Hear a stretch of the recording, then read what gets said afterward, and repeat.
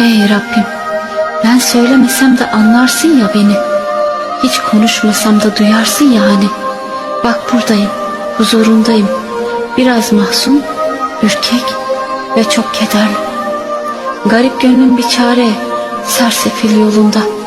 Bekliyorum Rabbim o dua kapısında. Aç kapını ne olur, sar beni rahmetinle.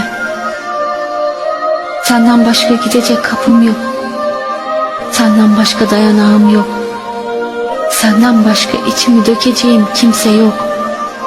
Bir tek sen anlarsın beni Rabbim. Bir tek sen duyarsın. Ve ancak sen yardım edebilirsin. Yardımına ihtiyacım var ya Rab. Tut ellerimden.